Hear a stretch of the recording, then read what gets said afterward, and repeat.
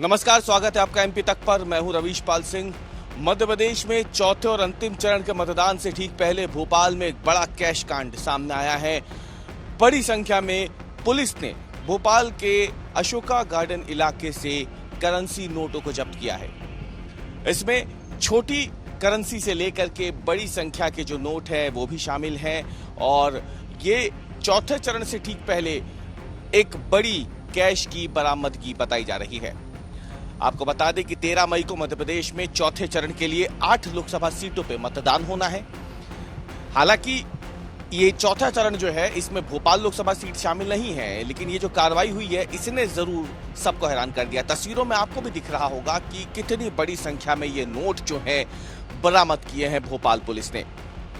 इस पूरे मामले पर आयकर विभाग की भी नजर अब आ चुकी है। माना जा रहा है कि जल्द ही भोपाल पुलिस इसकी एक रिपोर्ट आयकर विभाग के साथ साझा करेगी, जिसके बाद नोटों की इस बरामदगी के मामले में आयकर विभाग भी छानबीन करेगा।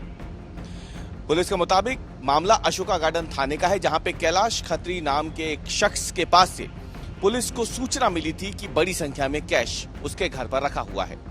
इसके बाद पुलिस ने वहां पे छापा मारा। छापा मारने के समय पुलिस नोटों की संख्या देख के हैरान रह गई। पुलिस की आंखें उस समय फटी की फटी रह गई जब वहां पे इतनी बड़ी संख्या में कैश उसे मिला। कैश इतना ज्यादा था कि उसे गिनने के लिए पुलिस को भी नोट गिनने वाली मशीनों की सहायता लेनी पड़ी। हालांकि पुलिस के सामने असली समस्या आई कि वहां जो नोट बरामद हुए थे उसमें से कई नोट कम करेंसी के भी, यानी 10 रुपए के भी कई नोट थे, जिसे नोट गिनने की मशीन भी बहुत ज्यादा गिन नहीं पा रही थी। ऐसे में पुलिस को मैनुअल तरीके से यानी हाथों से उन नोटों को गिनना पड़ रहा था, जिसमें पुलिस को काफी समय भी लगा। इसमें ये कैलाश खत्री हैं जो पंतनगर थाना अशोका गार्डन अंतर्गत निवास करते हैं। तो इनके घर पे छोटे डिनोमिनेशंस में यानी कि 5 रुपये, 10 रुपये, 20 रुपये, इस तरह के डिनोमिनेशंस में काफ़ी बड़ी संख्या में पुराने फटे नोट और नए नोट दोनों प्रकार की काफ़ी ज़्यादा गड्डियाँ मिली हैं।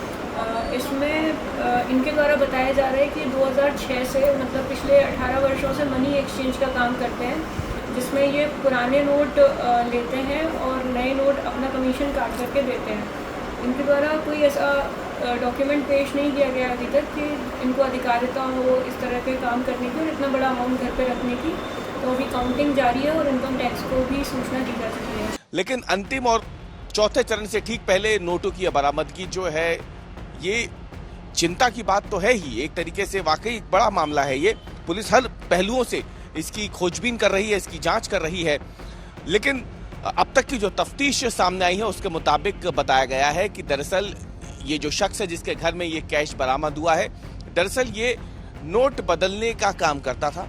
पहले ये भोपाल में ही नोट बदलने का काम करता था। कमीशन जो है ये लेता था, यानी अगर किसी के पास 1 लाख रुपए के पुराने नोट हैं, कटे फटे नोट हैं, उन्हें वो बदलवाना चाहते हैं तो बदले में ये उसे 75,000 रुपए देते थे। 25,000 का कमीशन ये खुद रखते थे।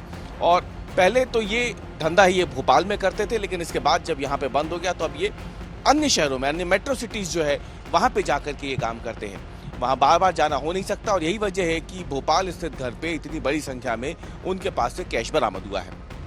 आपको बताएं कि वैसे भी चुनाव के चलते, लोकसभा चुनाव के चलते पूरे देश में इस समय आदर्श आचार संहिता लागू है।